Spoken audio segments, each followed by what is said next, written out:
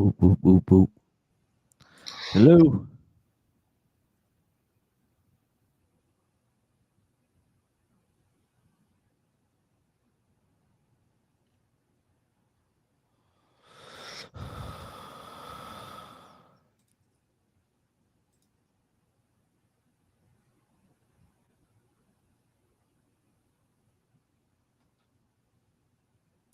This is Backstage Talk with David Russell and Caleb Jackson, but Caleb's really not here right now.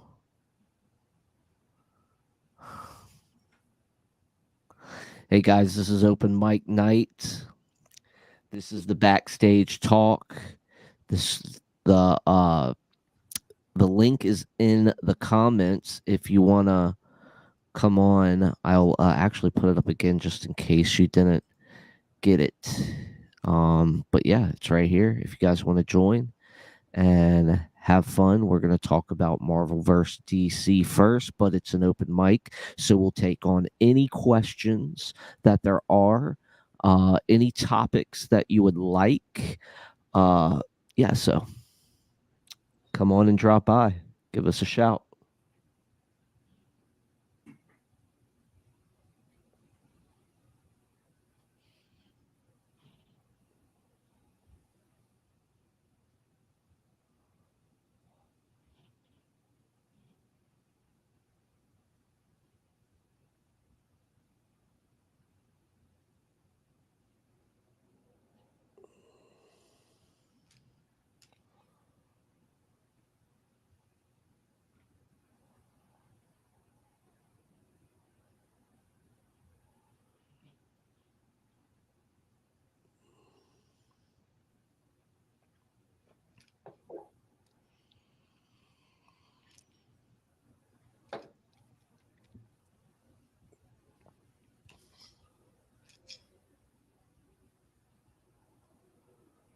Again, this is open mic night. We're here for you guys tonight, and whoever wants to come on and join and just have a conversation with the PORA team, yeah, we're here.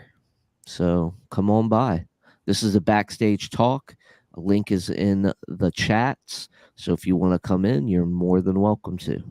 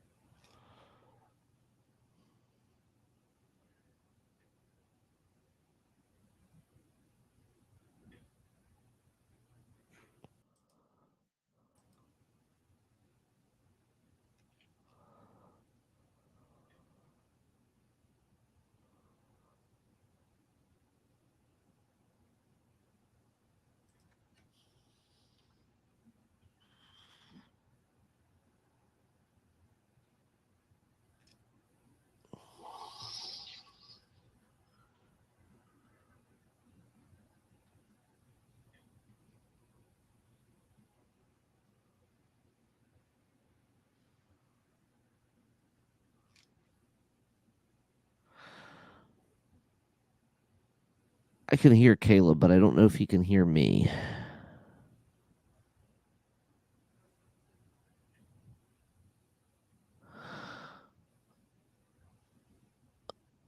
Hello, this is David Russell with PORA. Again, tonight is open mic night for any guest that wants to come on as well. They are more than welcome to.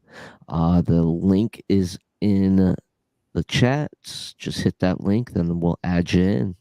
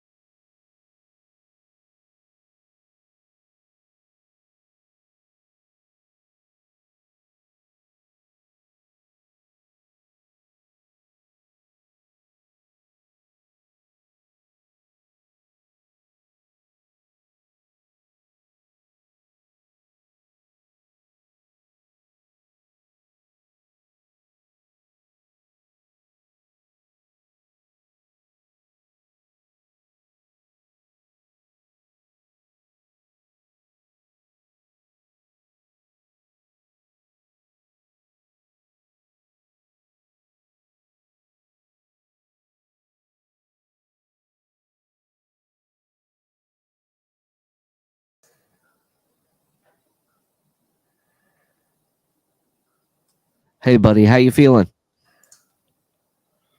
Yeah. Can you hear me? I can hear you. You're good. I'm about to get Yeah, started cool. here in a minute. Nice. I didn't even know this was on, man. But I'm Yeah, home. So this is backstage talk right now. oh, nice. All right, just hold on one sec. Yeah, sure. No stress.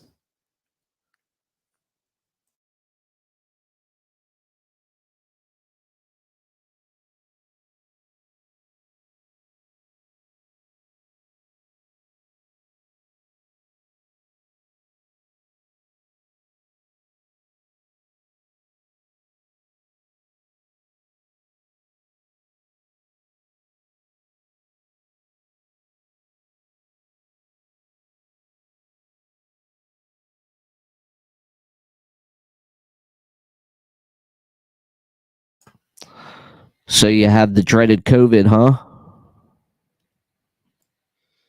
Yeah, I do, man. It's weird it's such a weird virus. Yeah. It's hard to describe. But not yeah, Yeah. it's dude, I was like fatigued as man, like for quite some time. A couple of days. And yeah, and sorry, like I've got this thing called brain fog, so it's like Oh wow, yeah, dude. My grandmother had it so bad it was like she had dementia. yeah. And like one of my thoughts was, man, probably shouldn't get online and talk, but I was like, But I've it's been fun, home man. for 7 days. Yeah, it's fun. It's fun. Yeah, and this is a lighthearted treat tonight, so I mean we can talk about whatever we want. We're gonna start it off with Marvel versus DCU. Yeah, nice. Yeah, so That we're sounds gonna good. nerd out a little bit and have fun. Might Sounds have good. some. Sounds good. I just need you to clarify what Marvel and DC actually are. No, I'm only kidding.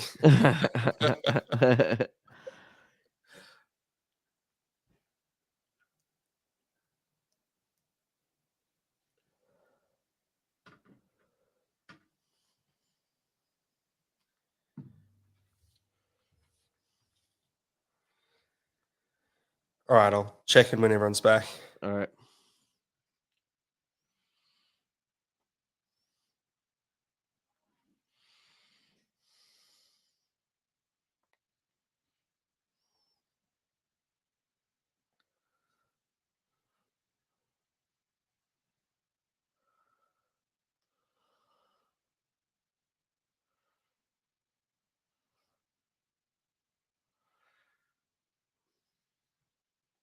I can hear Caleb, but I don't know if he can hear.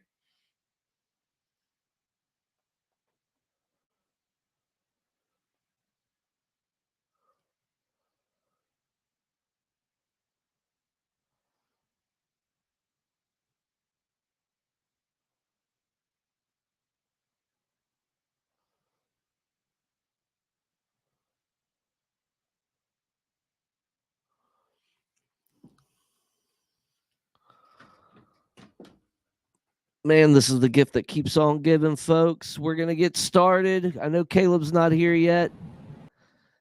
Caleb, you there? Nope. Backstage talk's not working for Caleb. All right, then we're going to get started, folks. And welcome again to Open Mic Night. Here we go.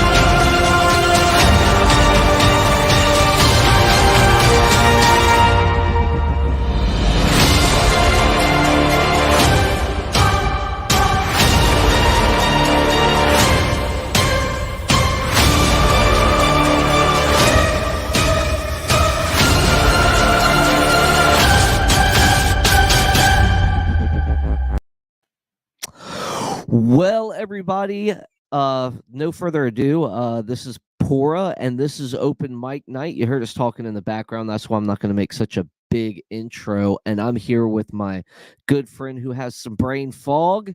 So I will be messing with him extra special tonight. His name is the Honest Atheist James Goodwin. What's up, buddy? Yeah, not a whole lot, man. I'm just off work at the moment, just due to COVID. So yeah, currently dealing with that. Man, I bet, man. I bet it's tough. I got Caleb. I think he's here. I think it started if you want to join. Oh, yeah, there he is. Caleb, you there? I don't think so. Yeah, I think he just sent a message through. Yeah. Some messenger. He said he's going to be a little bit. So. All right, cool. That's all good. All right, sounds good. Yep. I'll just remove him there. So yeah, man, we're doing the guest host month. You are actually in the first one, and this is like the first open mic we've had in like I think since Ben Watkins. I was gonna do one in January, but it was like last minute. And I was just gonna put it together, but it just wasn't happening. Yeah, sure. No, that's cool. It's good to be here. Yeah. So what have you been up to, man? Well, man, I'm just in self-isolation at the moment, but other than that, just working through, man. looking at some properties around the place at the moment. I've got some big changes coming up. Actually, I'm very thoughtful about the whole debate space and my involvement in that. Obviously, I started a channel, which, dude, I can't even believe it was like 18 months ago now. But I totally stopped that. It was more of just let's just dip my waters in the YouTube space and see how that goes. But I think it's definitely something I'm interested in doing. I think it takes a lot of time and energy and investment. It's really more than a lifestyle thing. I think it's something that really has to be like your predominant focus. I think, especially when you're managing like so many other factors in your life, if that makes sense. Oh, absolutely. I think you can probably relate. Absolutely, bro. So what I want to do, man, is really, because I work 12-hour days. I've got my kids all the time and that kind of thing as well. So like time and energy just aren't really available to me at the moment for that. But in the next 6 months, I really want to make some changes and really invest in that. I think one of the cool things is like my YouTube channel was actually monetized and I shut it down. So it's like maybe I shouldn't have done that, but right. you know, I hear you. It was never about that. But yeah, I really am coming back at some point. I think in the next 4 or 5 months, I'm going to completely revamp and give a whole bunch of time to that, which I'm excited about, and in some ways really ready for now. But that's kind of what Yeah. I've been up to. So what are Where you my thinking brain's at. about? What are you thinking about for content? Are you just like the regular, you're just going to go on and debate Darth Dawkins and I think that's why my channel grew a little bit there. But look, I think I do want to go with the whole live talk show kind of thing. Oh Um, wow, yeah. I'd love to get into the podcasting scene. Like, there's just so many. Like, one of the things I'm really interested in and attracted to are people's stories, and talking through those. And it's amazing how many people have reached out and actually still reach out just by email telling me their story. A lot of those are private and confidential, but I think stories move me, and they certainly move other people. And that's clear in the whole realm of learning to be an orator. So I really want to dive into that space. I think there's some value in people's experience and uh, people's stories and testimonies, whatever side of the table they're coming from. So they're conversations I want to have, and I'm definitely interested in. So Yeah, man, I can't wait for you to come back, man. You always, host a good show, and it's fun to listen to you, and that's why one of the reasons we have you on here so much, because we just love having you, man. It's just great. But yeah, man, that's interesting, man. I hear you about the 12-hour days too, man. I just got off a week 13s. So yeah, I do like oh 13s man, back to back. I usually only do 3, and then I do an 8 to just for overtime, to get a little yeah, overtime. But yeah, I've been really slammed with that. And then I've got a debate coming up next week, and you can catch it actually here if you want to join. But we are actually debating with alternate media on is Jesus the incarnate Son of God? So it's going to be an interesting battle mm, of because these guys are Unitarians, so we're going to be okay, facing off against them, me and Tyler. So we've been doing that prep for a while. And then Sunday, I'll be on with Robert Stanley on the Right to Reason. I think Jimmy's going to stop by, who I'm going to be in conversation with. So, okay. yeah, that'll be fun. Yeah. That sounds like a really interesting debate. I think when I was in seminary and post seminary, I did a small dissertation, but I did it on the Trinity, around Rana's rule, which is the immanent Trinity is the economic Trinity, and the economic Trinity is the immanent Trinity. And I compared that to Bonhoeffer's view, and whether I questioned whether he anticipated Rana's rule, which clearly he didn't. But for the purpose of research, Right. Right. I was asking that question. But my point is, the Trinitarian space is is really deeply unique. And although I'm an atheist, I would still say I would still hold to more of a Trinitarian view. And I think kind of the classic atheistic, you could say, "Hey, buddy." Hey! Hey! Hey, how you doing, Wow. buddy? Never You're met you, but hi. excited. Yeah, not a problem, man. How you doing? I'm doing great. I got a little echo in here. Let me So you were saying, James? Wow. Never met brother Heathen, but No, you Me haven't. either. Me yeah. either. Hey, mate.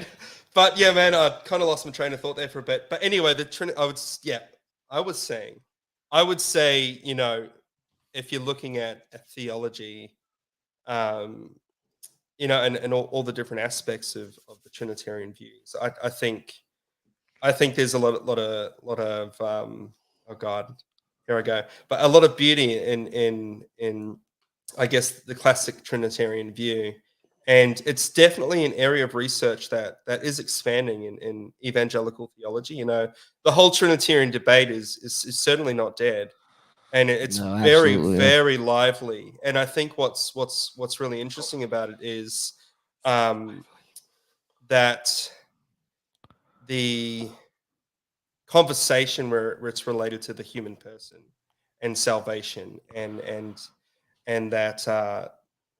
that idea of there being a present reality in which God enters and the present God, you could say. So it's an interesting space, and it definitely relates to the whole realm of epistemology and soteriology. It really is fascinating. So man, if anyone's listening now, check out that debate that's coming up. It should be really Yeah. Ripping. That's Yeah. amazing. That's deep But- stuff. So, brother, how are you? I'm doing good. Thank you, David, for having me on your show. Anytime, man. You asked me to come on, and I just jumped at the opportunity to make new friends and to welcome everyone and to show everyone the Church of Heretics and to reach out to new people and to spread our message of moist fuckery to the world so that they may be free from the bonds of slavery. And, From slavery. I was gonna say I like your little backdrop there. That's just clever, man. Yeah, I'm a guest. I'm in your house, right? So I didn't get to have my official Church of Heretics backdrop, but this will do in a pinch. So it's all good. So I really appreciate this time. And, yeah, man, it's not a problem, man. So this is like guest host month. We PORA. Nice. So what I do at PORA is I really we like you said, we make friends, right? Mhm. So we have theists on all the time discussing stuff.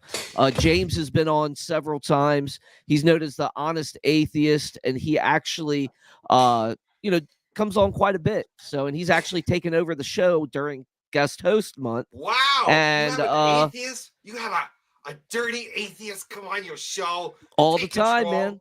But I give him full control, man, and Well, that's what we really do, man. Good of you. That's Yeah, really so neat. man. It was a success last year, so we decided to try it again this year, and it went well. I mean, besides the debates that we're in at the end of the month that we're going to be broadcasting, we're going to be we put together some with our guests, and we even had the atheist with James this time too. He was kind of in control of the show too. But yeah, it's a real fun thing, man. So yeah, so like once you join this community, you're part of the family, man. So that's what we try to do. And it touches me deep inside. Deep inside, you've really got inside me, David. This is wonderful. And it's really neat that you let an atheist like kind of take control of your show. So yeah, I'm sure you're used to all the arguments and you've heard it all. Just like James, I'm sure you seem very, very, very smart. You sound very smart, sir. And so do you, David. I have a debate with you on Sunday. Yes, you do. Oh, yes. Boy, I'm in trouble now. Nah, I don't think so, man. I think I'm going to be the one in trouble, man. With your charisma, hey, man, with your charisma, man, I think I'm going to be the one in trouble. No, David. We're going to have a great time. We're having a great conversation. We're going to have a really good debate. But I'm sure it'll be a fun time. And I always enjoy having these conversations because I'm a former Christian of almost 20 years. I'm a religious cult survivor.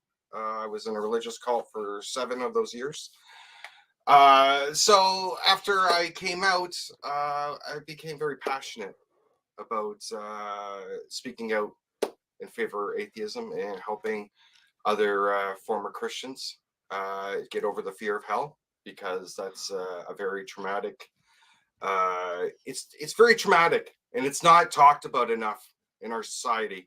And we at the Church of Heretics hope to change that narrative, and by addressing it and help other people get over that fear by addressing it. And we use comedy on our show, Faith Not Included. We are on the Bang Network. I have to do a cheap plug. My partner, Skids the Clown, isn't here tonight. I'm incomplete without him. But I do have Manny, who reminds everyone to stay moist. And yeah, we have a show. We use comedy to kind of, we tackle issues that are going on. And we make fun of religious nut jobs, people that are religious, ridiculous. Like Kat Kerr. We had a wonderful skit with Kat Kerr because she likes to pretend she can control the weather with her prayers. You said, what's her name? Kat Kerr. I'm sure James has heard of Kat Kerr. She has the pink hair. She was a big Trumpite back oh yeah, I've seen a couple of things. Oh yeah, she likes to pretend. She likes to think she can control the weather. She likes to pretend to be an X-Man. So we did a whole skit about her and her strong Jesus magic, and then we had it was a whole thing. And then we had to call in a parody of the Avengers to battle her. Oh, it was something. You should really see it. Check it out. Faith Not Included. Faith Not Included. Thursdays. Yes. What's your YouTube channel, man? I'm trying to find it. It's under the Tang Network, but it's called Faith Not Included. We also have another YouTube channel called Church of Heretics, where we put our best skits on there. One of our newest skits is of have you ever heard of Mormon soaking? The soaking practices in the Mormon religion. The soaking practices. Are you talking about like the their little private ceremonies that you can't see or whatever, and they bathe and they put on the special underwear? No. Oh, no, sir. No. This is their magic loophole for being able to have kind of intercourse where the I know you must have a delicate audience, so I will be very kind with my words. Where a man, he will places his genitalia in the female's vagina, and they sit and they soak, because the soaking is not the issue, it's the motion. That's what gets God upset. So the Mormons, they've got this all figured out. They're really smart. They're really smart people. So we had a skit that was based on this concept. It's such a great idea, and it wasn't exploited enough. So we did a bang-up job of doing that. So if you want to check that out, that's a Church of Heretics on YouTube. I definitely am going to check out your channel, my friend. Because I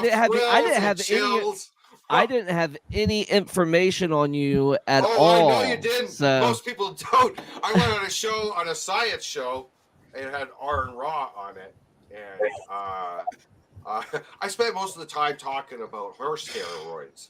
Because we had a fortune teller on. His name is Schneider Swanson, and he was able to foresee the future. But he had a horse steroid problem, and all his fortunes end up being around horse steroids. Oh wow! And I'm very susceptible to messages, so all I could think about was horse steroids that day. So I ended up talking all about it. And he probably got a little annoyed at me, but he ended up making a horse steroid joke in the end, and so it was a good time. Everyone had some laughs. So, right on. And we have a new friend. Hi, Caleb. I am Jimmy. Yep. Hi, nice to meet you. This is Caleb Jackson. He is one of my co-hosts. What's up, dude? We're about to kick off this conversation in a minute. We're going to start the conversation, then we're going to just open it up. I know we had an issue with the setup today, and everyone just did things, but we're on now, so it's great. At least we got it started at some point. So it's cool. It is. But nice to see you again, James. It's been a while. Yeah, man. It's good to see you, actually. Yeah, it is. Yeah. So, Jimmy is my debate inoculator this Sunday on the Right to Reason channel. Yeah, that's it. And we're going to have fun discussing is Christianity a net benefit. But we can't give anything away here. I want to save it for Robert's channel. We can't do that. We can't get the good stuff. We're gonna save the action shots for Roberts. Right. So man, definitely. So tonight we're gonna start out with the topic at hand. It was this awesome little picture I put up. I made this picture, since I make all the thumbnails for this. It is this cool picture of the Avengers on one side, the Justice League on the other side, and my little guest host month tag down at the bottom. And it is about the MCU versus the DCU. So who likes the MCU and who likes the DCU? That's what we're going to begin the conversation with. Then we can just talk about pretty much anything. Can I start? Because Yeah, go ahead. I probably I'm an old fan of Marvel. I've hated DC. I think everything that DC spits out is garbage. Garbage. Superman, worst character ever. How could you have a hero that has like no weaknesses? Like, it's boring. And Batman knows like 100 martial arts. Are you kidding me? He's a billionaire who runs a billionaire company, and he knows, where does he have the time? And fighting crime. Oh, come on. Superman's more believable. The only good DC character, and I will go on record, is Lobo. Everyone else is garbage. All out. Garbage. So who's your favorite Marvel character? Wolverine. And I liked Wolverine. There we go. I don't like the Marvel Simon. I don't like the Hugh Jackman Wolverine. Yeah. They blasphemed. Too tall. He's the Wolverine. Why do you think they call him the Wolverine? They don't call him the fucking baboon. They don't call him the elephant. They call him the Wolverine. And why? Because his height is part of his flair. I liked him back when we didn't even know what his origin was. Yeah, it was still shrouded in mystery, mm-hmm. And that's what the allure was. He was this hero. There was this man that was put into this position, and he had inner demons, and that's what makes good hero stories compelling. When they have like look at Spider-Man, great character. He was a teenager. He was dealing with adulthood and juggling a part-time job, and like these are things that people can relate to. That's what good art is. When you get lost in it and you get lost in the stories. What is DC? DC is just, I don't know. God, it's awful. It's just awful. My dad would agree with you because he's probably as old as you. No, I'm just joking. Well, he's dead now, so but oh God. But you know, okay. Oh, thanks for wrecking the whole night. But yeah, so like, I have actually the number 3 issue of the Uncanny X-Men. So you'd probably think that was pretty cool. But I grew up. Me. But you've already won the debate on Sunday. I've already lost to you. You have the number 3 issue. That's all you have to do in our debate. Just hold everything I say to you on Sunday. You hold up that copy of number 3 on. You've won. That's it. You've won. How do I answer that? How do you answer number 3 Uncanny X-Men? Like you're talking like the original, like Uncanny X-Men, like the original team with the original team. Yep. Holy. Beast with no blue beast. Oh, no blue beast. Oh shit. Holy. I am just But you want to throw me off. That's how you do mental games. You just show that. Just put it up beside you. I'll be thrown. I'm like, jeez. Right on. So James, what do you like? He's gonna say DC, and I'm gonna hate myself. For sure.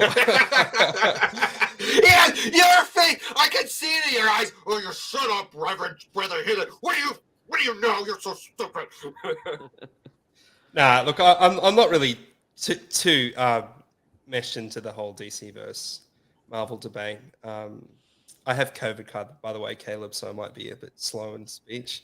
Okay. What did you say? But you still have the accent, so it still sounds better than any of us do. So that's true. That's true. Right now? I do, but I'll get back to the point I was making. I'm sorry. So that's why I didn't want to spread it on through the cyber. Sure, I'll just I just kidding. Sorry, that was awful. You can't get COVID that way, Reverend. What's the matter with you? Sorry, go ahead. All right. Okay. So yeah, definitely a DC fan. I like Batman. I think just to counter some of your points there, brother. Brother Heathen. Yes, sir. So that's Bruce Wayne father. actually. He's Mr. Heathen. I'm just called Jimmy. Just call me Jimmy. Sure. All right. So Batman, Bruce Wayne, he actually put his company in charge, or he charged his company to a board of directors. And therefore he would have sufficient time to be the Batman, one might say. And Superman does have a weakness, and that's kryptonite. So I mean that's really obvious to everyone. Why like really rare like metal like that's like you come on. Come on. Yeah. I didn't like the Batman versus Superman movie. So I didn't even watch it. How do you? It was awful. Like, come on. He just said, "Oh, that's it. That's all." Right. So that's too hard. Okay, so that's kind of my 2 cents there. I mean, like I like Marvel movies. I'm not really into Captain America, and I mean Spider-Man. Kind of just the traditional superheroes are cool with me. Some of the the new DC series were pretty cool. Yeah, I mean there's aspects of Marvel that I like, but I mean what's the robot bloke? Oh, Vision. Now Vision. No, hold on. It's Iron Man. Oh. He's not Yeah, really I mean robot, never taken to Iron Man. I don't see any substance there. I know you know why you everyone don't like loves him? Because he's a cooler Batman. He's a cooler No. Batman. He also copied off of Batman. You wouldn't have. Yeah. You can't tell me that Deadpool is not a ripoff of Deathstroke. Oh, come on.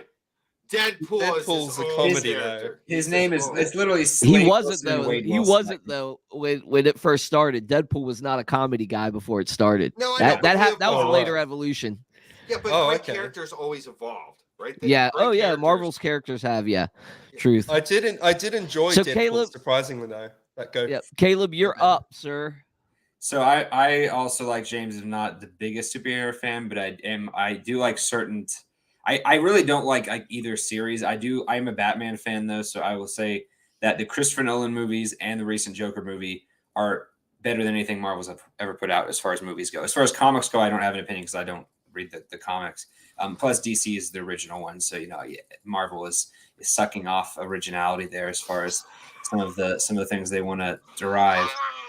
It's true, but I think that to be fair, DC did do this with Superman at one point, but the fact that like in game, whenever people bring in time travel as a way to solve a problem, it feels very contrived. Like, well, there's no consequences. We can always just go back and fix it.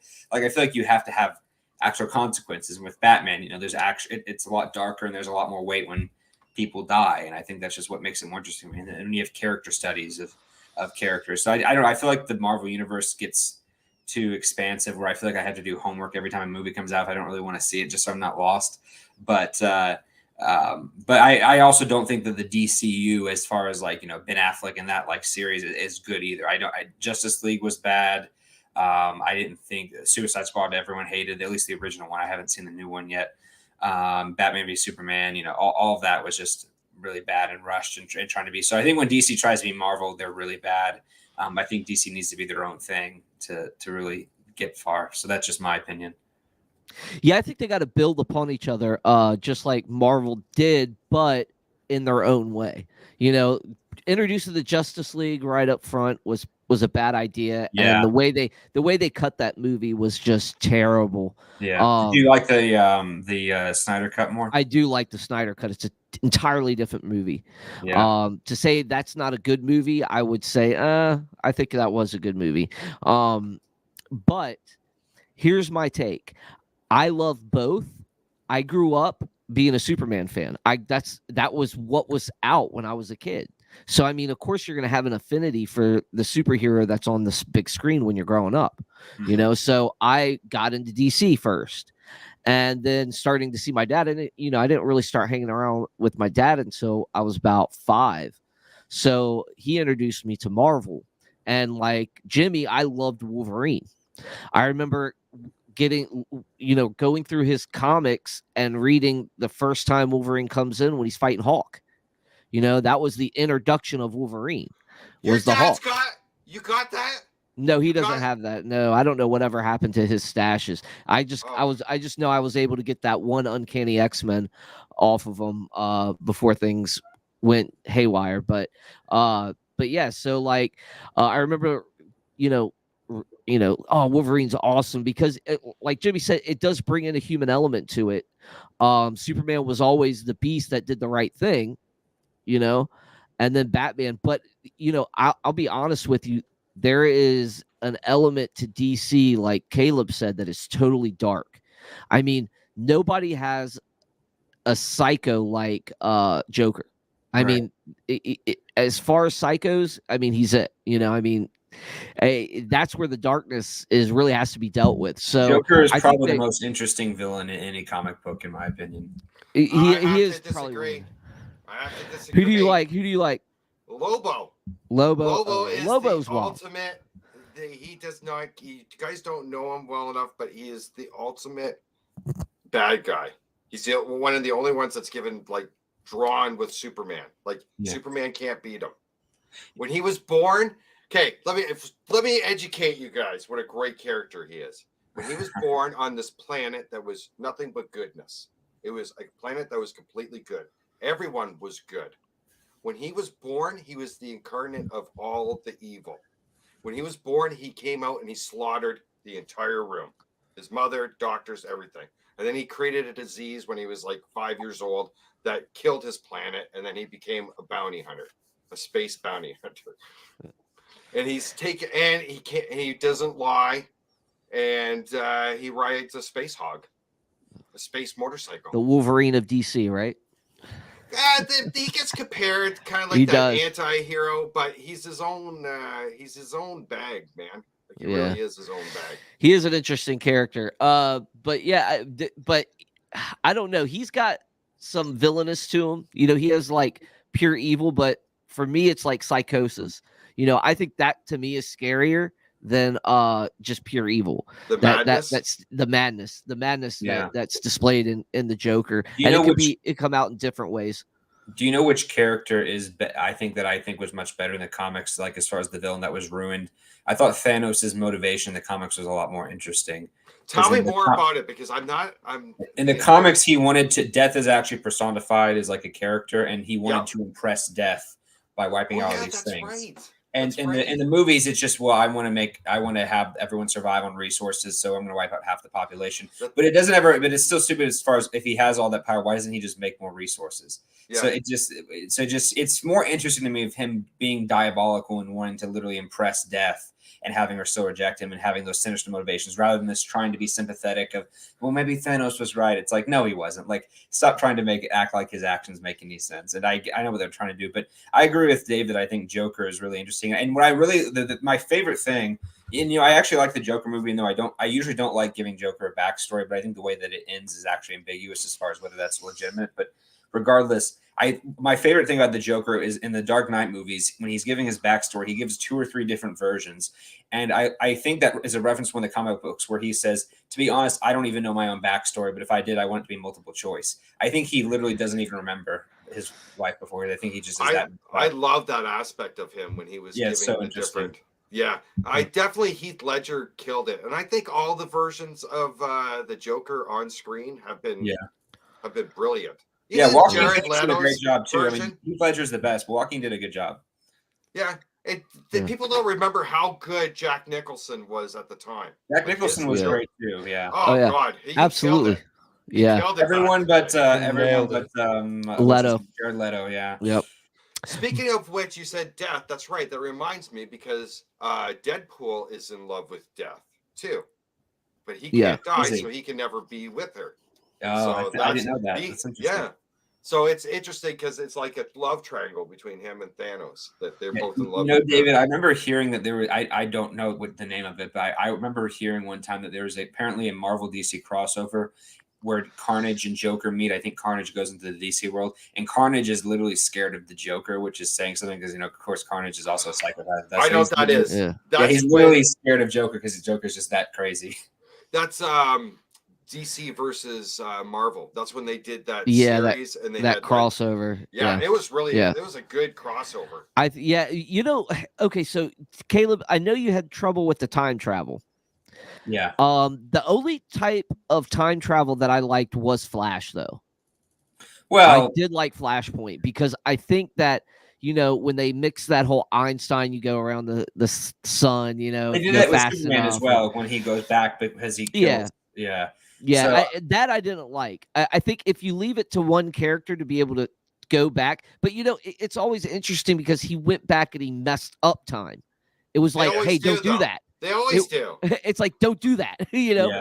But it's like I think what annoys me is like going back and saying, oh, well, we want a different story and a different background to a character, so we're gonna have Earth 1, we're gonna have Earth 2, we're gonna have Earth 3, and then next you have like the multiverses, and Marvel does it too, which I don't like.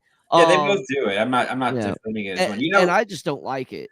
But to me, it's like if you had they do it in Star Trek too, and I don't like it. there's I've seen TV shows, they're not superhero ones, but where you have people who have each person has their power, and one of them had the ability to raise the dead, and it got boring because characters would die and they would just resurrect them because they can do that. Yeah, with there's the power. no consequences. It's like, well, who cares? And I feel like time travel does a lot of that. I mean, at least time travel, there can be consequences. You can mess it up.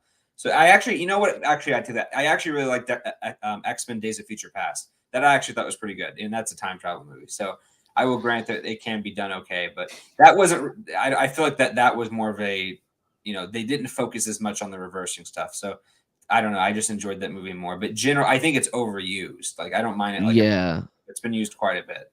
I think just get too. confused. James, what do you think? Yeah, I just confused. What's going on? Yeah. We'll see what James thinks. Just in a simple way, I don't like the whole idea of time travel in any of the comic universes. Have you seen a Tenet, by the way? If you touch me at time travel, if you want to talk about a trippy movie, oh my goodness, Christopher Nolan's Tenet, it's crazy. I mean, it's I'm going to write that down now because I've got a lot of time on my hands at the moment. So I'm going to watch that. But I mean, time travel, like generally speaking, like is fine in it, like a movie. It can be quite interesting. But I think in the comic book series, not so good. And I do agree with David and Caleb, like the whole bringing in the Justice League. That was very premature. But I think what's definitely unique about DC is the sole focus on a character and the depth of the character. Like Batman is a really good example because you've just got that depth of story, but also that mystery. There's also like this huge element of mystery. Like we still don't know this guy, we still don't know really who Batman is. And oh shit, he's Bruce Wayne. No, I'm kidding. How could they not? But it's Superman. How could they not know it's Clark? Peter Parker. That's true. Peter Parker has a mask though. He has a mask. He has glasses. Yeah. Yeah, but one of the things they're doing in the Marvel series is they're kind of unveiling who people are. And I mean, you see that in a lot of the series now as well. Like both DC and Marvel, there's this idea of that their secret identity is not so important. Whereas, in the classical sense, it was a big secret. It should always be important. Yeah. That's why I liked X-Men so much. It was for the simple fact is they based it off of like mutations, like mutants. I love that aspect. That like I even love the show Heroes that came out at first when they first started that series. That was really interesting, but then they kind of screwed it up. But I mean, really interesting stuff, man. Like the whole mutation, you would expect something like that could be believable almost. Controlling the weather and stuff, little far-fetched, but somebody being able to control metal, I mean, that's really cool. Magneto's a fantastic character. Cool. And that's so awesome. I hate to tell you, but through science, I love Stan Lee captured through science. They make a super soldier. I love Captain America for the Avengers. But I think they just expanded too wide, too fast. I never liked the Fantastic Four. I never did. No, they've never had a good Fantastic Four. The only Fantastic Four character I liked was Dr. Doom. They ruined him in the movies too. Like Dr. Doom was a cool character, and they just completely changed everything about him. Absolutely. Piggybacking what you said about the mutations, and this is where I think Marvel is the superior brand, and especially with Stan Lee. They were able to not just see DC was just giving you stories. Marvel was actually trying to send out messages. Stan Lee was able to convey race relations and issues through the X-Men.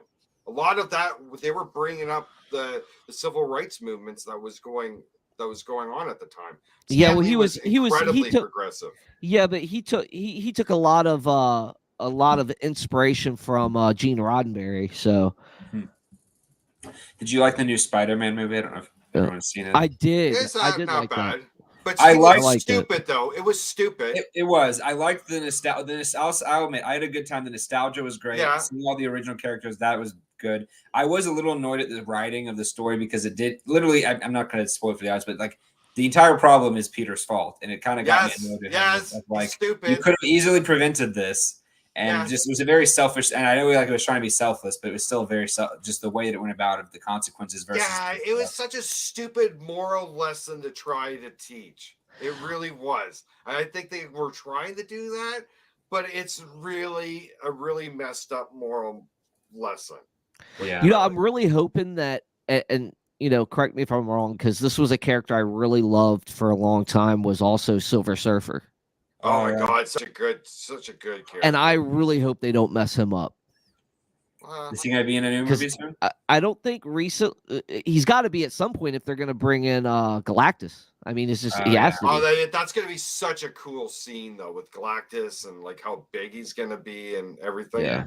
You know what else too is besides, well, I'm not counting I don't know, the DCU kind of fluctuates, but I feel like with superhero movies, the issue to me is that it's always every time like a cosmic scale where the entire world or universe is going to be destroyed, and I can only care so many times. But like by the seventh time that it's saved, it's like let me sleep in this time. It's like, oh, Galactus is going to eat the thing. Actually, by the way, did anyone see the Eternals?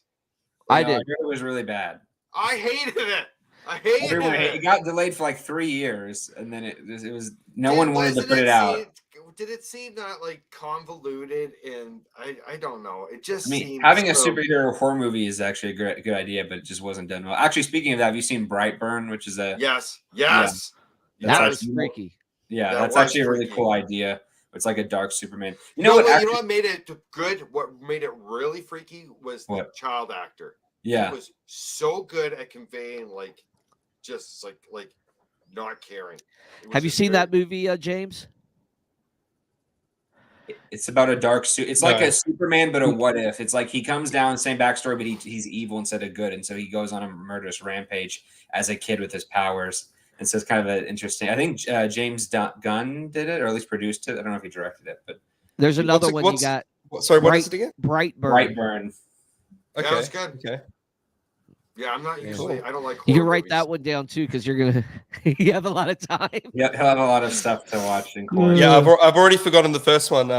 Caleb, what was it again? Tenet. Tenet. Writing it down now. Yeah, Christopher Nolan did like the Dark Knight movies, Interstellar. One of the most well-known film directors of today. Actually, you know what else is a great superhero movie? I feel like I'm cheating by putting this on there. I actually think The Incredibles is actually a really good superhero movie too. Like, it's a good movie. There's nothing wrong with that. It is. Like, I know it's an animated movie, but like it's a great movie. In fact, I actually like how realistic they are because they actually have superheroes being banned because they cause so much damage. That's actually like a realistic response. I mean, they do that a little bit with like Avengers and Age of Ultron and stuff, but like it really comes out there of like people are like, no, do you know how much buildings and stuff you've destroyed by doing all these fights that you're saving? It's like that's actually how that would handle in real life, where they're saying just let law enforcement do it. Yeah, you know, they started, I think, incorporating that too in DC with the Batman versus Superman, where Batman gets ticked off because Superman's destroying the city and people are actually getting killed. I thought that was cool. However, I did not like the rest of the storyline after that. Yeah. I mean, they just destroyed the character of Superman, you know? Mm-hmm. So, it just kind of I didn't like it, I grew up on, even like vinyls. We used to take vinyl records of Superman stories and The Shadow and, old radio programs, the War of the Worlds, I still have my Superman vinyl, record, I mean, I still have it, man. It's just, I love the whole genre in general. But I tell you what, there's nothing that I'm bigger into than Star Trek. I'm sorry, guys. Oh, really? I'm a Trekkie more than anything, man. Yeah. So, but you know what trauma? It's kind of funny is that like I still am a big Batman fan, but as a kid, well, I don't know if you know that you had Batman the animated series, which is great back in the 90s. Then you had the Batman, which was produced by Warner Brothers in like the early 2000s, which I also liked. and you have like the later ones which I didn't care about. But that second one with Warner Brothers, they produced like several movies off of it. And I was probably like 6 or 7 at the time, and they had a full length movie animated where he fought Dracula. You get it because Batman is bats and Dracula and vampires. It makes sense, but it was so dark. It's cool looking back on it, but it absolutely scared me as a kid. And there's literally a scene where Dracula is resurrected like from bones, and the skin gets on him. He bites the Joker. The Joker turns into a vampire. Then the Joker breaks into a blood bank and is like sopping down all the blood, and the Batman's like fighting, and it's just really like dark. I was like, wow, this is like really dark, but it was really cool. But it traumatized me as a kid, but it was pretty cool. Mm-hmm. That's like some Batman had some pretty dark issues back in that was a kid's movie, and it was still pretty dark. It's like, oh gosh, it's not like even implied, like it's explicitly shown. That was a kid's movie. Yeah. Wow. Oh my God. Yeah. I'll have to find a picture or clip sometime, but it's pretty. The cool. stuff they let kids watch, but God, I can remember some of the stuff they let us watch as kids. No wonder we all turned out messed up. I reckon. Actually, two things I want to say. One of them is that I was watching Jupiter's Legacy. I know that show's been cancelled, but one of my thoughts while I was watching that series on Netflix is that it's interesting.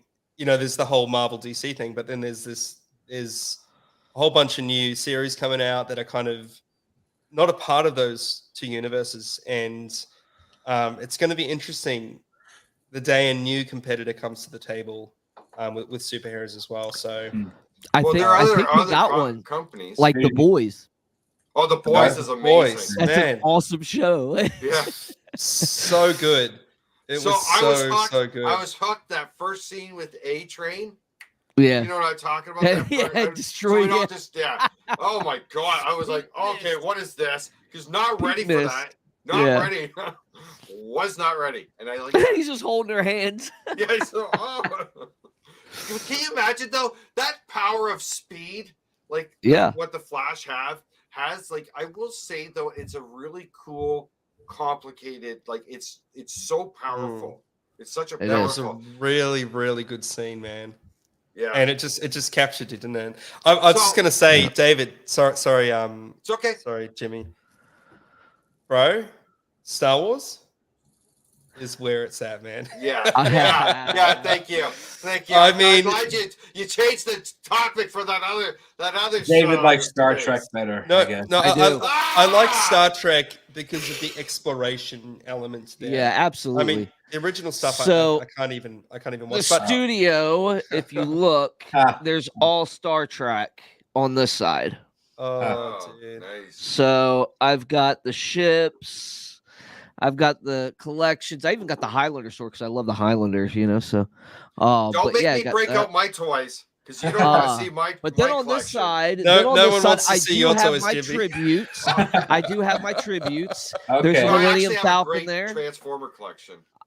There's the Millennium Falcon, and those cups you see, those cups are actually from the 1977 release of Star Wars. Really? Yep. To be honest, I was a Star Wars fan back in the day, but I did once it became the Disney age. I just kind of I saw Force Awakens and was just kind of like didn't care about it.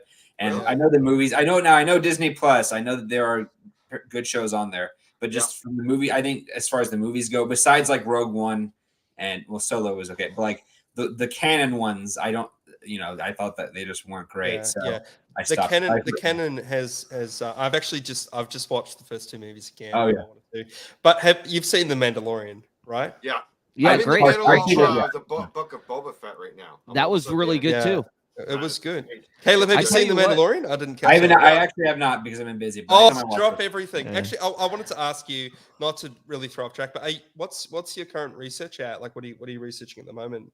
I'm actually getting pretty close to finishing. It's a pretty large book on contemporary miracles right now. So I'm hoping to get that. I actually might have a publisher too, which is nice. I'm hoping to have that. I'm hoping to be finished writing the main manuscript in like late spring and have it being edited and all that stuff and have it out probably either late this year or like really, really early next year is what I'm hoping if everything goes right. So wow, that is so. Yeah. That's so I know cool. I know with your background, you'll probably find that really interesting as well. Yeah, I think so. It's definitely. I mean, I definitely don't want to debate you after you publish that book. But like, and I'm trying to be like, I am trying to set like as careful as I can. So I give lots of examples of where it's like not legitimate and it failing and stuff. So I try to be as careful, and I'm trying to have as much stuff as I can. So these are like, I have like medical records, and I'm quoting their doctors. And so this isn't just I had back pain and I was prayed for and I feel better now, right? Or like arthritis or something. This is people who are like legally blind with medical records, being able to see after prayer, and deafness. I have a whole chapter on a really interesting amputee case in the 1600s. It's very, very well documented. So very interesting stuff, I think. So yeah, can I ask you a question? Question? Do you believe it though? Which one? The evidence. I think like yeah, maybe not every single one. There's a couple I'm iffy on, but in general, there's a lot of them I do. Yeah.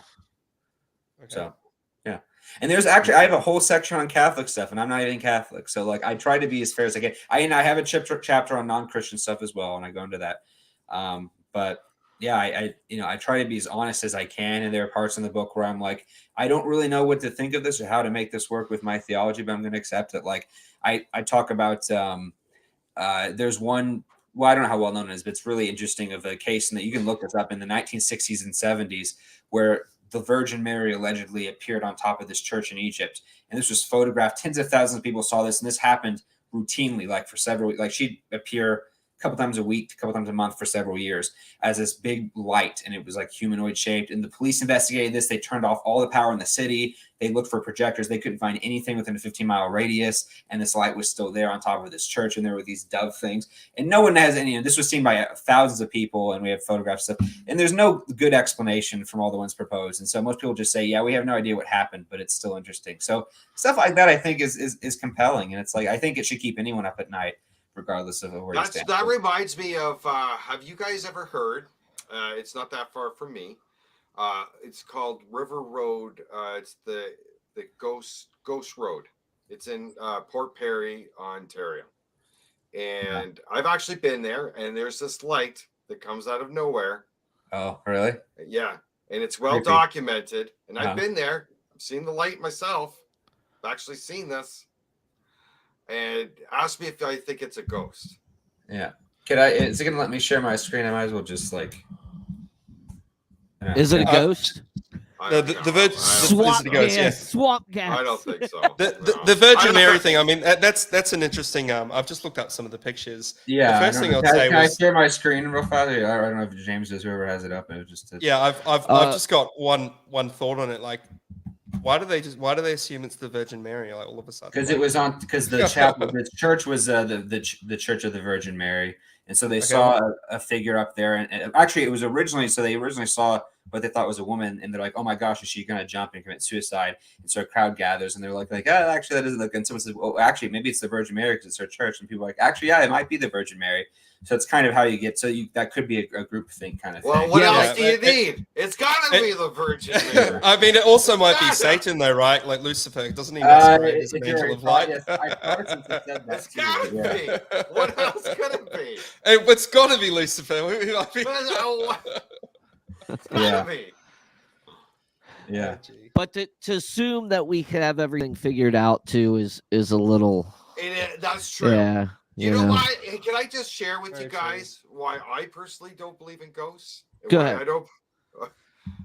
Mathematics. All mathematics. There's been more dead people than there is alive. So why haven't we all? We should be bumping into ghosts like all the time. When's the last time you've not bumped into a living person? And when's the last time you bumped into a ghost? Right. It probably depends if you think they can hide themselves and make themselves seen, or if they're up in heaven. I don't think they have any control. I think a lot of it is like I said, stuff we don't know about. I've told this to several people that, like I was a big fan of those ghost shows when they came out, like just for the creep factor, man. Yeah. But they do capture some interesting stuff, like disembodied voices and stuff like that. And of course, I don't watch the ones that are like, I think I was gonna say, I think a lot of them faking are it staged though. So there are a lot, but it's such a wide field that, I mean, go to some of these places that these people talk about it, and they have, they truly capture stuff, and there's a lot of documented disembodied voices and stuff. So I mean, I think there is a good theory out there about energy that can maybe imprint that we just don't know about. So I mean, like maybe like people that say like a residual haunting where they hear footsteps or something, maybe they put out enough energy in like an area, or maybe something hit it just right in the cosmos. And, who knows? But so But that almost sounds like a naturalistic account for it. Like, I would say that there is some if ghosts, naturalistic if accounts to ghosts part of have it. energy, then are they made of atoms?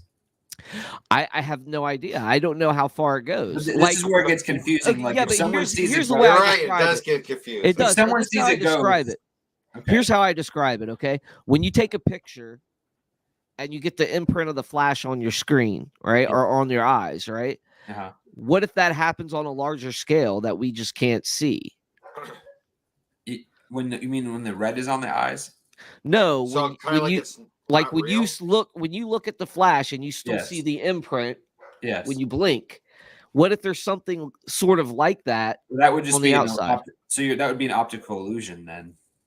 Yeah, but it's caused by some sort of energy that makes contact with your eyes. It's Yeah, not but just it an doesn't mean illusion. that. But it doesn't mean that it's Yeah, it would be an real. illusion. Just because you're experiencing something doesn't mean that. So then you don't It's think that they're real. actually like people. You think it's just things that people interpret as I people. think it could be something like that, yeah. Okay. Where it could be something like an imprint that So you don't think it's was actually left like on the the earth. soul of a person? I don't think so, no. Okay. Not that type. No, I now as a believer in Christ and stuff, I do believe in like hauntings and like intelligent stuff too. I mean, people have been scratched. I know people that have been hit. They had We had they had Plato a hand. Angelicus talk They about had stuff like they that. had Yeah. the hand on their face. Because our family's actually in the Virginia. It's a chronicled book of like ghost stories and haunted areas, right? Mhm. That was done, and we have a property that was I don't know how haunted it was, but I do know the lady that got slapped, and she came over like right after she got slapped. She had the handprint. So, but I was young, but yeah, I don't know. Like for me, it just depends on it. So I think that if let's just say an old widow said that she saw her husband in her bedroom one night, I would say that seems like probably a hallucination of some kind of bereavement vision, right? Just off the top of it. So I'm kind of looking for. I'm not discounting all of them, but I think I'm looking for things that like really separate them out. Stuff Yeah. like physical stuff. So like the ones what I think there's actually a term for it called crisis apparitions, and those are interesting because those would be ghosts that usually appear to people when the people don't know they're dead and they find out. So like one example, and this is a real example, is there's a lady who is in a bed and her brother is off fighting overseas in a war, and she wakes up and she sees her brother standing over her, and he basically says, "I love you," and then he vanishes, and this is at 3:00 in the morning. She goes back to sleep. She wakes up the next day, comes down, and she finds out her brother died at 3:00 in the morning that night. And so it's one of those where it's like, well, I don't know why they would hallucinate someone who they didn't already know was dead, and like it also matches the time exactly. And one case that could be coincidence, but there's lots of cases like that, and you'd be surprised. Surprised. So yeah, that to me sounds is really scary. It I'm does. glad Yeah. I'm an atheist. And sometimes I'm an atheist. Oh my God, that's the best part of being an atheist. Because when I was a Christian, oh my God, that shit used to scare the shit out of me. You can still be an atheist and believe in God. They've done Honestly, polls. I am so glad I never fucking, sorry, pardon my language. I'm so glad I don't ever like give any credence to any of that anymore. Yeah. Honest to God, life is too damn scary as it is to worry about ghosts. And some of them where it's like they actually find out how they like. There was one of a woman who she walked in her house and she saw her son standing there, and he was bleeding from the head. Oh my God! Hold on. And when she found out, and she saw this at like noon, and she found out later that her son, who was like I think 2 cities over, he had been killed because he was like I think they work at a dock on a ship, and a metal sheet had fallen and cut his head open. You know what's the best part? And she probably wasn't an atheist. I have no idea. Probably someone that bought into this stuff, and so she has these experiences. The great thing about being an atheist, I get ghost proof. I will never have to worry about goofy scary stuff. You'd be Oh, surprised so what great. atheists report. I have. Be careful what you ask for. Yeah, you. Oh, trust me. Oh, I'm not Oh, worried. you'd be surprised what Not atheists worried report. at all. There is one. This is back in the 1980s. There was one account published in an anthropology journal. This is a professional journal of, and this was written by an atheist. He was an anthropology professor at the University of Florida, and he was doing research on a tribe in Africa. And he talks about like how they have all these practices, and he talks about the ancestral worship, and he actually recounts a case, and He said what? What kind of ancestral like worship of ancestors. I think you said incest. Okay, No, no, that different kind, ancestral worship. And so he documents this case where he observed they had a drummer who had died, right? One of their drummers, and they were gonna have the funeral like 3 or 4 days later. And so he sees the original body, and then 3 or 4 days later, they're getting ready for their funeral and their festival. And at this point, he sees the corpse is really badly decomposed. They wrap it up, and as they're beating their drums and doing this funeral service, there's this light that shows up around the shrouded body. And then the body gets up, takes off. The guy is awake now. He walks over and starts playing the drums. And the guy is, an anthropologist who sees this is absolutely stunned. And he looks over, and everyone else sees this. And they talk about it the next morning. And they're used to it. This tribe is, and he's freaked out. And he basically says, "Look, I'm an atheist, but I think I saw someone raised from the dead, and I don't know how to explain it." It really bothered him for the rest of his life. And so that to me is, you'd be surprised what people report, even people who don't have predispositions. Oh, I'm sure people report a lot of things. And I'll be honest with you. I went through an exorcism, and I thought it was real at the time too. Mm-hmm. Yeah. Yeah. A lot of people believe a lot of stuff. A lot of stuff. That's the truth. People believe a lot of stuff. Right. That's the great thing about being an atheist. That's what I love about being an atheist. Life is pretty complicated, pretty hard as it is. Being an atheist just takes all that crap out. I think it's important though to as an atheist, just not to just dismiss everything. I mean, that's something I'd appreciate about like Caleb's research, not coming from a Christian perspective, but looking at all different views and all different kinds of people and looking at different evidences, saying, "Hey, what?" And that wasn't a Christian example. Basically, that was, that was. Yeah, I mean, basically, as Jordan Peterson would say, trying to figure out what the hell is going on here, right? Well, hey, I have no problem with people trying to explore stuff, and I understand we don't understand a lot. What I get annoyed at is people who start claiming authority on stuff that we don't have explanations right? for. Yeah, that's what I have. It's a humbleness. That's the best thing about being an atheist. I don't know. I understand this world is pretty complicated, but I don't know. But when it comes to the supernatural, when you're talking about the supernatural, it's never had any evidence in all my life, never been demonstrated. So I don't give any credence to it. What would that look like if it was demonstrated? Well, give an example of what that would look like. Something that can be tested and repeatable. That's evidence. Something that is testable and repeatable. That's evidence. That is true. So if it doesn't come in that, if you can't do that, not worth believing in. Yeah, but isn't the whole point of natural law is that it's repeatable? If we were able to repeat something over and over again, wouldn't it be just an unknown natural law at that point? No, it's a natural law. It's not but that wouldn't be But a supernatural thing is a free agent that has, ghosts and God. That's your definition. Supernatural doesn't even make sense to me. Well, that's what I'm saying. We need to define our definitions. I don't know anything else other than this cup. I think to kind of interject, I think there's the scientific realm, right? And there's things that are physical.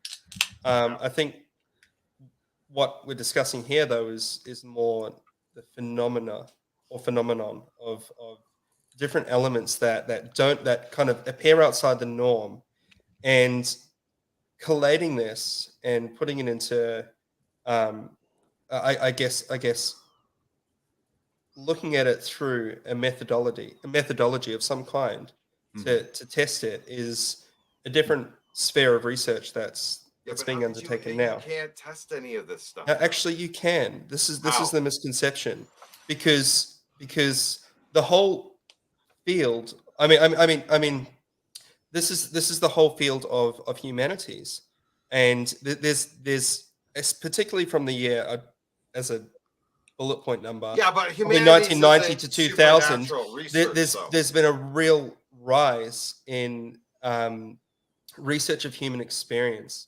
and also questioning whether this can be validated as a methodology. And so this whole area is both unknown, but the sphere of human experience can now be assessed as something that is rather factual, or at least Yes. accessible.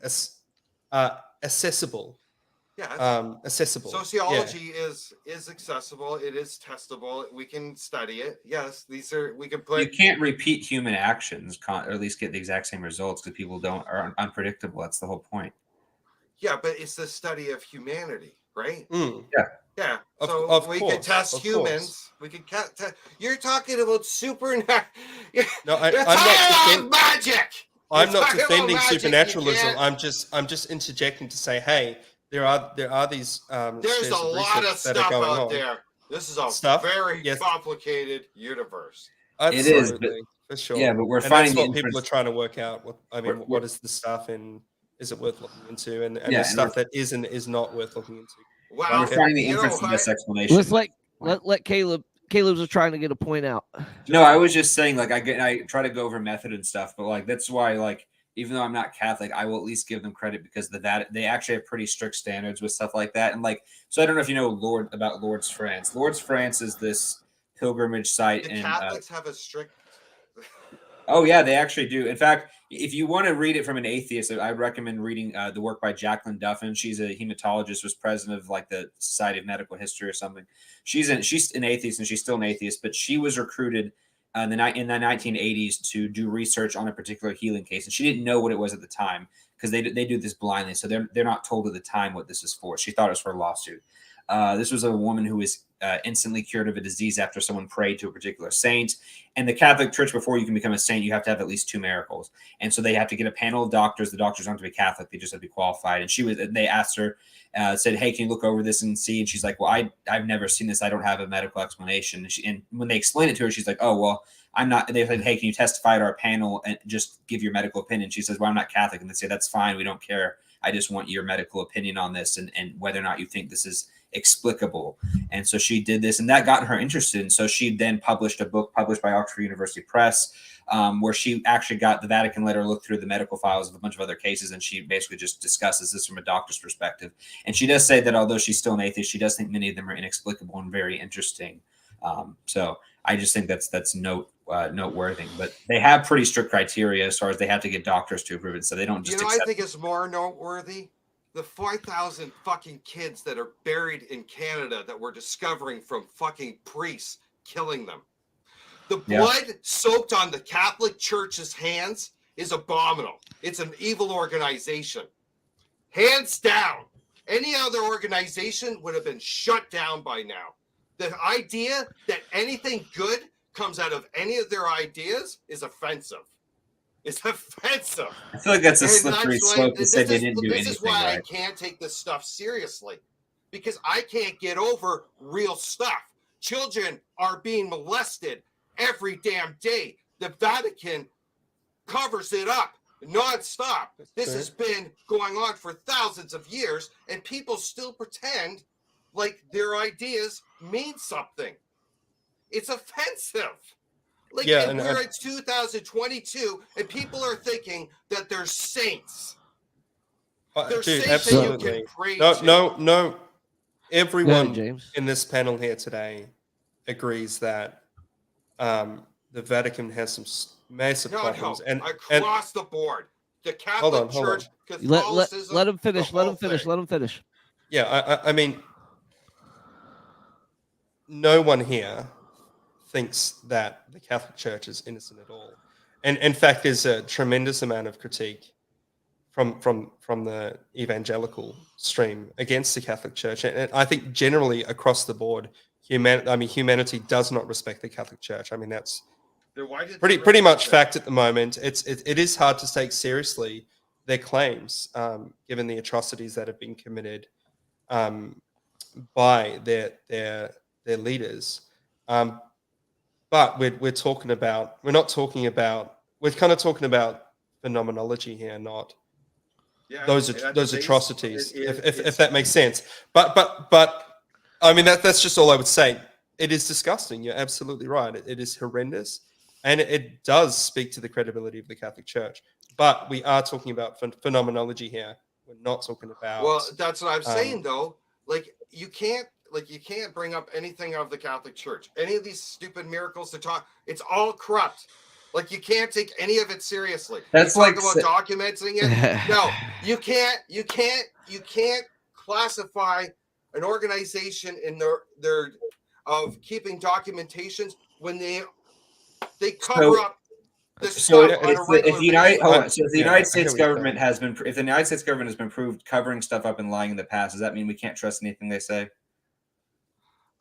No, it's not the same thing.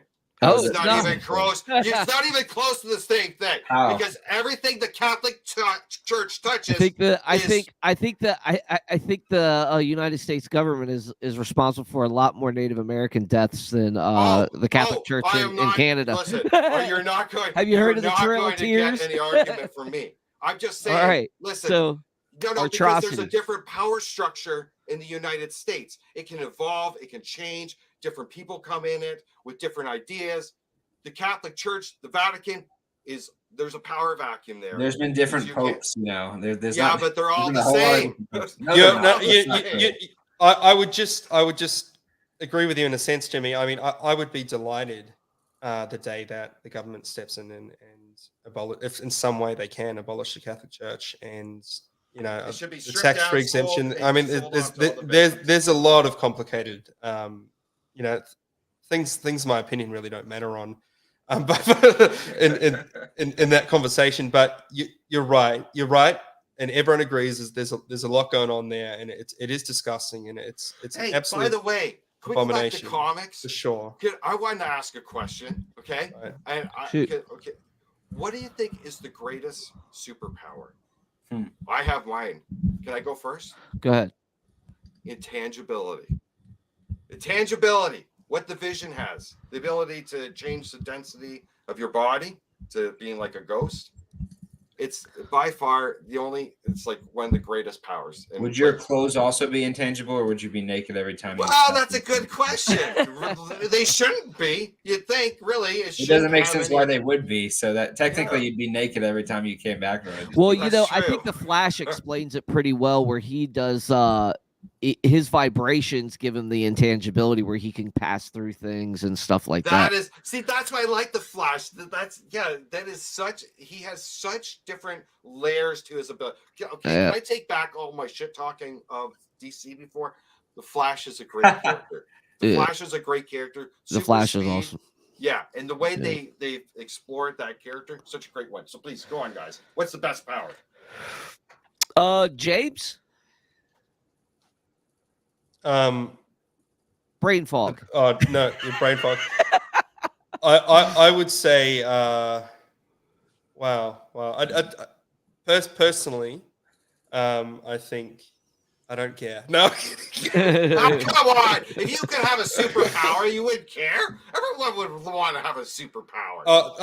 I'd probably think something like, dude, I don't know, man. I don't know. Invisibility, flying. Okay, fine. Who knows? I like the idea of Batman and the fact that he doesn't actually have any supernatural powers. Although the bats gave him something. Who knows? Maybe a nightmare. But He has money. That's a superpower. yeah, for sure. I like All right. Telekinesis, like moving things through the mind, because I think that could be both useful pragmatically every day, and also it'd be pretty handy in a fight because you could just like lift a car with your mind and like have it kind of like Magneto, but with more than just metal, like pretty much like any. Oh yeah. I mean, like Carrie. What was that? Like Carrie. Oh yeah, like Carrie, yeah, where she Yeah, just she had telekinesis. But what if you had like extreme like I don't think this has been done in a movie. What if you had like extreme versions where you could like telekinetically just rip like the intestine out of someone, like, or something like you could if you're going to be really Jean Grey could do that kind of Oh crap.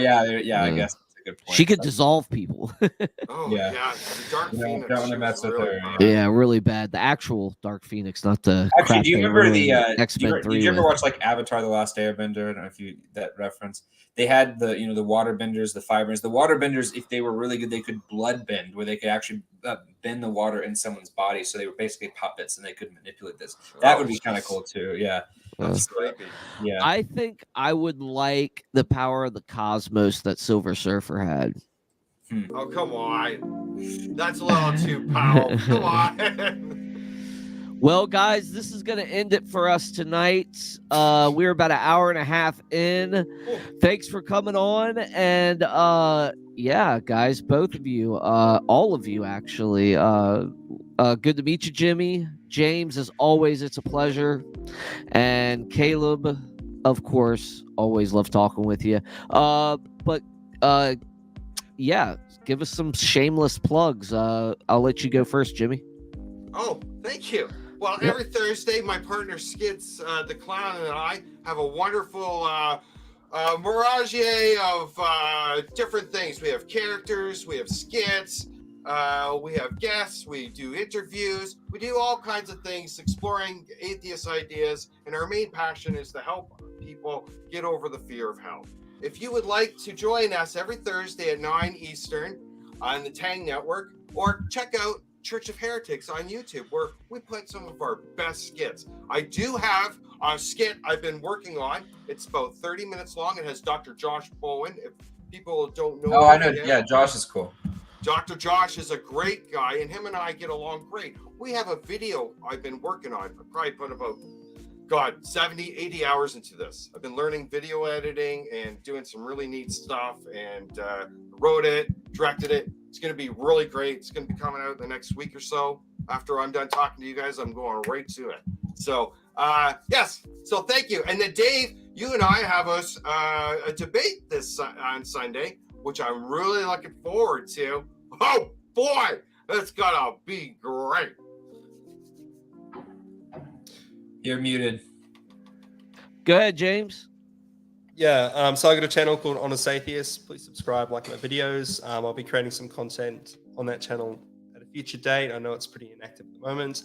I did want to plug this channel because, yeah, just really enjoying being a part of it. There's some really good conversations coming on, and it's just such a broad community. So I'd really encourage you to subscribe and like these videos and share them on your social media platforms. James is a really cool guy. Yeah, definitely go check him out. Hopefully he gets better from COVID soon as too.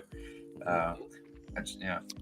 Right on. Well, Caleb, you got any last words, sir? Last words. There you go. All right. You guys take care.